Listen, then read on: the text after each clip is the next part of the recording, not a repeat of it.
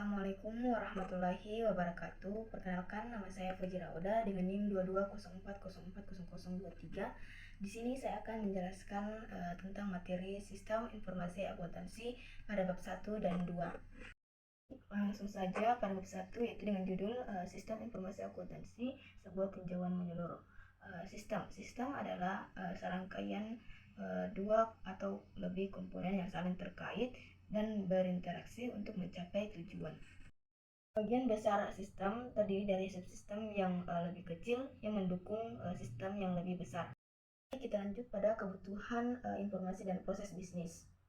Di mana proses bisnis adalah serangkaian aktivitas atau tugas yang saling terkait, terkoordinasi dan terstruktur yang dilakukan oleh orang, komputer atau mesin untuk membantu mencapai tujuan tertentu suatu organisasi.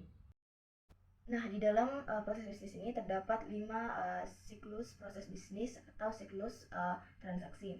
Yang pertama itu siklus pendapatan, yang kedua siklus pengeluaran, yang ketiga siklus produksi atau konversi, yang keempat siklus sumber daya manusia atau penggajian, dan yang kelima itu siklus pembiayaan. Nah, siklus transaksi pendapatan, aktivitas utamanya yaitu menerima dan menjawab pertanyaan pelanggan, menyetujui penjualan kredit, dan mengecek ketersediaan persediaan. Sedangkan siklus transaksi pengeluaran, aktivitas utamanya yaitu meminta barang dan jasa yang dibeli. Sedangkan sumber daya manusia atau penggajian, aktivitas utamanya yaitu merekrut, mempekerjakan, dan melatih karyawan baru. Sedangkan siklus transaksi produksi yaitu mendesain produk. Dan yang terakhir itu pembiayaan, aktivitas utamanya itu memprediksi kebutuhan kas. Kita masuk pada sistem informasi akuntansi. Jadi sistem informasi akuntansi adalah suatu sistem yang mengumpulkan, mencatat, menyimpan, dan mengolah data untuk menghasilkan informasi bagi pengambil keputusan. Ada 6 komponen dari sistem informasi akuntansi. Yang pertama, orang yang menggunakan sistem. Yang kedua, prosedur dan instruksi yang digunakan untuk mengumpulkan, memproses, dan menyimpan data. Dan yang ketiga, data mengenai organisasi dan aktivitas bisnisnya. Yang keempat, perangkat lunak yang digunakan untuk mengolah data. Yang kelima, infrastruktur teknologi informasi yang meliputi komputer dan perangkat peripheral. Dan yang keenam itu pengendalian internal dan pengukuran keamanan.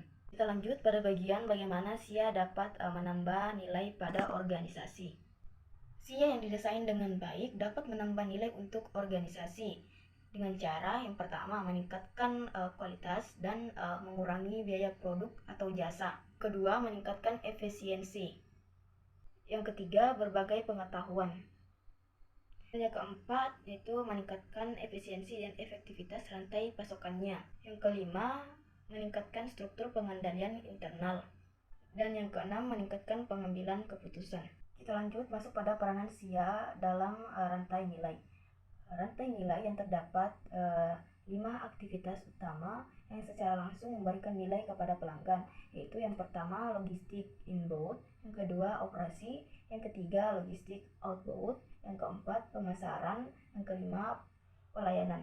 Kita masuk pada bab 2, yaitu dengan materi tinjauan pemrosesan transaksi dan sistem enterprise resource planning. Kita masuk pada pemrosesan transaksi, yaitu siklus pengolahan data.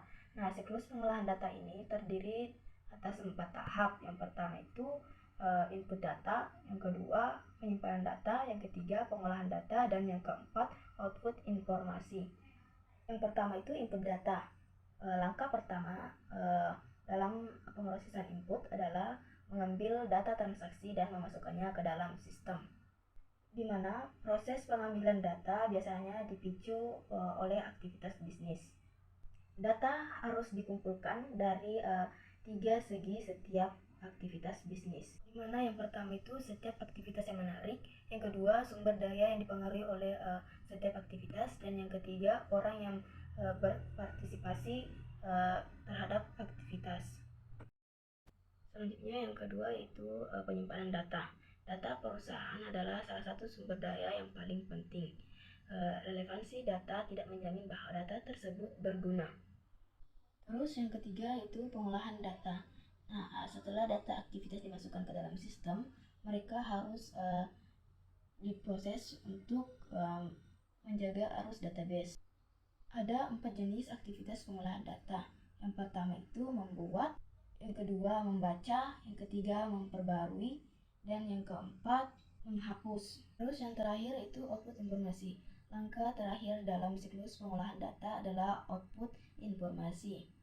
Ketika ditampilkan pada monitor, output mengacu pada soft copy. Ketika dicetak dalam kertas, langkah akhir mengacu pada hard copy. Informasi biasanya disajikan pada salah satu dari 3 bentuk, yaitu yang pertama dokumen, yang kedua laporan, dan yang ketiga respon pertanyaan. Kita masuk pada sistem Enterprise Research Planning atau ERP. Modul ERP biasanya mencakup yang pertama keuangan, yang kedua sumber daya manusia dan penggajian, yang ketiga memesan ke kas, yang keempat membeli untuk membayar, yang kelima manufaktur, yang keenam manajemen proyek, yang ketujuh manajemen hubungan pelanggan, dan yang kedelapan alat sistem. Adapun keuntungan dari sistem ERP, yang pertama itu ERP memberikan tampilan tunggal atas data organisasi. Yang kedua, input data diambil atau dikunci sekali. Yang ketiga, manajemen mendapatkan visibilitas yang lebih besar. Yang keempat, organisasi mendapatkan pengendalian yang lebih baik. Terus yang kelima, prosedur dan laporan yang telah distandarisasi antar unit bisnis. Yang keenam, pelayanan pelanggan meningkat. Dan yang terakhir, pabrik manufaktur menerima pesanan baru secara real time. Nah, sistem ERP juga memiliki kerugian yang signifikan. Yang diantaranya yang pertama itu biaya, yang kedua jumlah waktu yang diminta, yang ketiga perubahan proses bisnis, dan yang keempat kompleksitas, dan yang kelima resistansi. Mungkin hanya itu yang bisa saya jelaskan. Kurang dan lebihnya mohon dimaafkan. Saya akhiri dengan ucapan wabillahi taufiq wal hidayah. Wassalamualaikum warahmatullahi wabarakatuh.